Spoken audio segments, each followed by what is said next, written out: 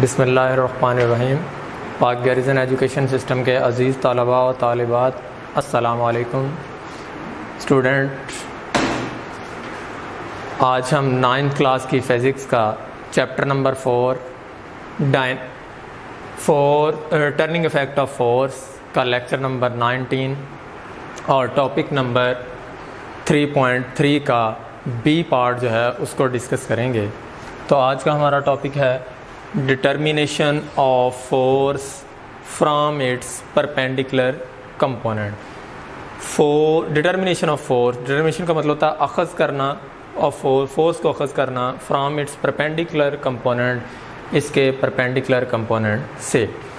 तो याद रखें, प्रीवियस लेक्चर में हमने पढ़ा था कि फोर्स जो होती है जो अपने म्यूचुअली परपेंडिकुलर कंपोनेंट से फॉर्म होती है उसको उसके कंपोनेंट में स्प्लिट करना जो है वो रेजोल्यूशन ऑफ फोर्स कहलाता था।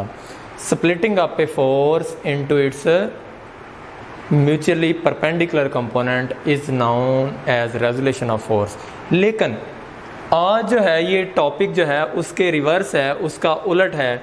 एक फोर्स जो थी उसको तो हमने रिजॉल्व किया था, रेजोलेट किया था, स्प्लिट किया था म्यूचुअली परपेंडिकुलर कंपोनेंट के अंदर, यानी कि उसको तोड़ दिया था छोटे छोटे कंपोनेंट के अंदर।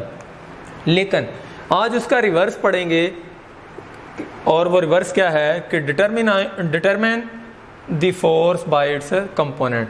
जिन कंपोनेंट के अंदर फोर्स को तोड़ा गया था, रिजॉल्व किया गया था, उन्हीं कंपोनेंट से रिवर्स प्रोसेस करवा के हम फोर्स को क्या करेंगे, डिटरमाइन करेंगे। तो डिटरमाइन कैसे हम फोर्स को करते हैं, उसके लिए हम ज़रा एक्सप्लेनेशन देखते हैं। हमने कंसिडर किया कि हमारे पास दो म्यूचुअली परपेंडिकुलर कंपोनेंट हैं, एक है F X and F Y और दूसरा है एफ वाई। दोनों क्या हैं, म्यूचुअली परपेंडिकुलर कंपोनेंट हैं। किसके हैं, फोर्स एफ के हैं। तो परपेंडिकुलर कंपोनेंट जो हैं कौन से, एफ एक्स और एफ वाई, उनको रिप्रेजेंट किया जा रहा है line O P and P R से। फिर एक मरतबा देख लें, हमने कंसिडर कर लिया कि एफ एक्स और एफ वाई जो हैं ये परपेंडिकुलर कंपोनेंट हैं किसके, फोर्स एफ के। तो एफ एक्स जो कंपोनेंट है उसको कौन सी रिप्रेजेंट करेगी, line O P, and F Y जो कंपोनेंट है उसको डायग्राम के अंदर जो है वो पी आर लाइन रिप्रेजेंट कर रही है।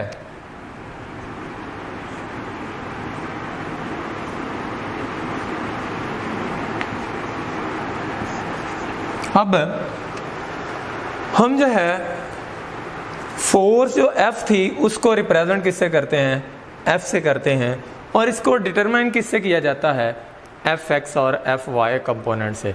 क्योंकि हमने डिफाइन में भी पढ़ा है कि एक फोर्स को उसके कंपोनेंट में तोड़ देना जो था वो रिजॉल्व रेजोल्यूशन ऑफ फोर्स था, but it's reverse is determine a force by its component. Component से फोर्स को डिटरमाइन करना उसका रिवर्स है। तो आज हम वो रिवर्स प्रोसेस पढ़ेंगे। पहले हम फोर्स को क्या करते थे, उसके कंपोनेंट में रिजॉल्व कर देते थे, आज दोबारा उनको कंबाइन करने से हम फोर्स को डिटरमाइन करेंगे। तो हमारे पास जो है नेट फोर्स जो थी, हमारे पास टोटल फोर्स जो थी वो उसको कौन सी रिप्रेजेंट लाइन कर रही थी, ओ आर रिप्रेजेंट लाइन कर रही थी फोर्स एफ को। इसी तरह जिन कंपोनेंट से वो मिल के सम अप से बनी है वो फोर्स है, वो कंपोनेंट है O P and P R, इनको प्लस कर दिया तो हमारे पास ओ आर जो थी उसको एफ फोर्स रिप्रेजेंट कर रही थी, ओ पी लाइन वेक्टर जो था वो एफ एक्स को रिप्रेजेंट कर रहा था, पी आर जो है वो एफ वाई को रिप्रेजेंट। अब जो सम है दो परपेंडिकुलर कंपोनेंट का वो इक्वल टू फोर्स आ गया हमारे पास। इस तरह से हमने फोर्स जो है उसको डिटरमाइन किया। लेकिन मैग्नीट्यूड जो है फोर्स की जो है उसको हम कैसे फाइंड आउट करते हैं, तो मैग्नीट्यूड ऑफ फोर्स जो होती है वो डिटरमाइंड होती है by Pythagoras theorem within right angle triangle. Right angle triangle के अंदर जो है अगर हम पैथागोरियस थ्योरम जो है विद रिस्पेक्ट अप्लाई करें तो हमें जो है मैग्नीट्यूड ऑफ फोर्स जो है वो डिटरमाइन हो जाती है। अब पैथागोरियस थ्योरम क्या होता है, पैथागोरियस थ्योरम जो होता है हमने पढ़ा है कि हाइट का square is equal to base का स्क्वायर प्लस एटीट्यूड के स्क्वायर के इक्वल होता है। अब हाइट क्या थी हमारे पास, ओ आर थी, और बेस क्या थी, ओ पी थी, उसको वेक्टर रिप्रेजेंट कर रहा था, और एटीट्यूड का कौन सा वेक्टर रिप्रेजेंट कर रहा था, पी आर। तो हमारे पास F square is equal to F X square plus F Y square. अब हमने क्या किया, दोनों तरफ टेकिंग स्केयर रूट ले लिया ऑन बोथ साइड, तो स्केयर रूट से ये स्केयर एफ से कट गया।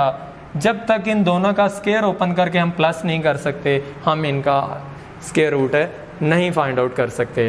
तो डायरेक्शन जो होती है वेक्टर की को हम जो है वो फाइंड आउट करेंगे बाय द फॉलोइंग फार्मूला। मैंने आपको प्रीवियस लेक्चर में भी पढ़ाया था कि साइंसदानों ने राइट एंगल ट्राइंगल की साइडों के दरमियान जो है रेशो को डिफरेंट नाम दिए थे। तो इसी तरह जिस तरह उन्होंने बेस और हाइप को दिया था कॉज का, एटीट्यूड और हाइप को दिया था साइन का नाम, इसी तरह उन्होंने एटीट्यूड ओवर बेस इन दोनों साइड्स के दरमियान जो रेशो थी उसको नाम दे दिया था tan थीटा। तो एफ वाई एटीट्यूड क्या थी हमारे पास, एफ वाई था जिसको पी आर से रिप्रेजेंट किया जा रहा है, और बेस क्या थी, एफ ओ पी जिसको से रिप्रेजेंट किया जा रहा था वो क्या थी, एफ एक्स थी।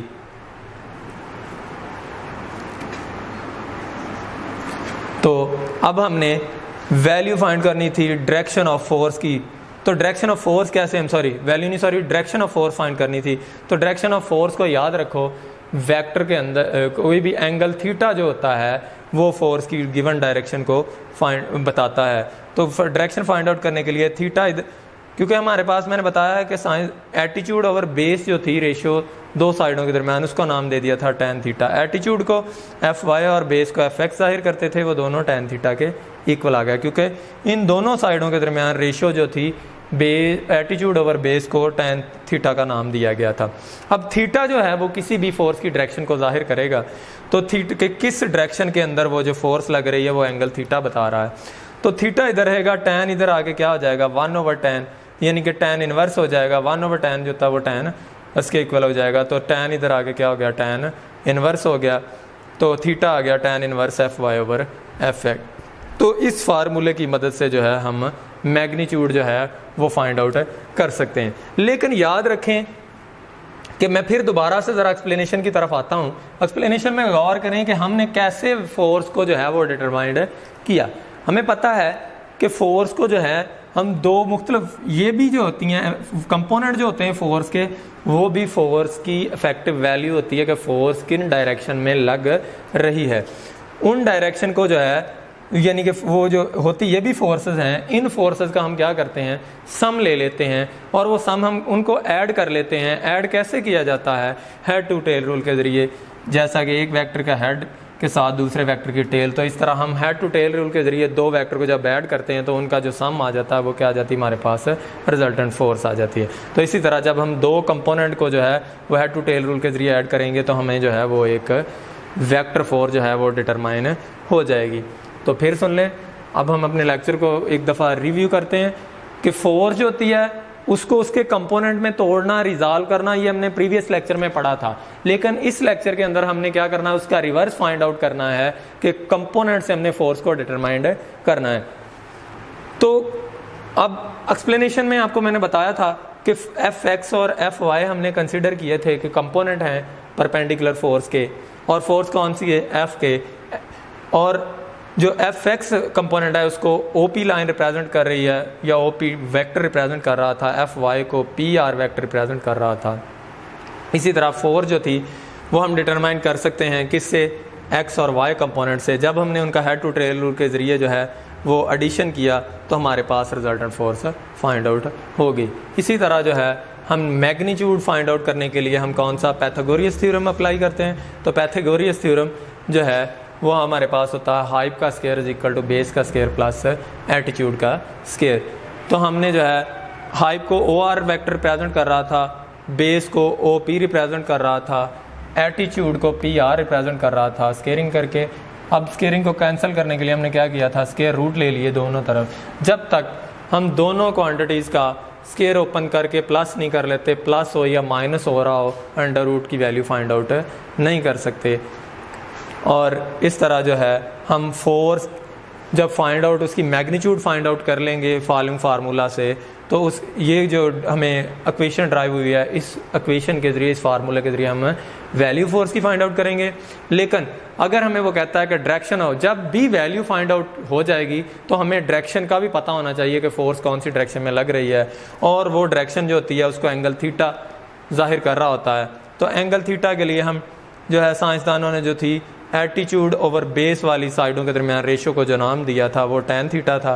तो थीटा हमने इधर रखा, टैन इधर आके क्या हो गया, इन्वर्स हो गया। तो हमारे पास theta is equal to tan inverse F Y over F X आ गया। तो थीटा क्या है, वो फोर्स जो है दी गई है उसकी डायरेक्शन को जो है वो डिटरमाइन करने के लिए हम जाहिर करते हैं। यानी कि थीटा जो होता है, एंगल थीटा किसी भी फोर्स की डायरेक्शन को जाहिर करेगा कि फोर्स किस डायरेक्शन में लग रही है, वो एक्स कंपोनेंट में लग रही है या वाई कंपोनेंट में लग रही है। उम्मीद करता हूँ बेटा आज का लेक्चर अच्छी तरह समझ आ चुका होगा। मिलते हैं नेक्स्ट लेक्चर में। अल्लाह हाफिज़।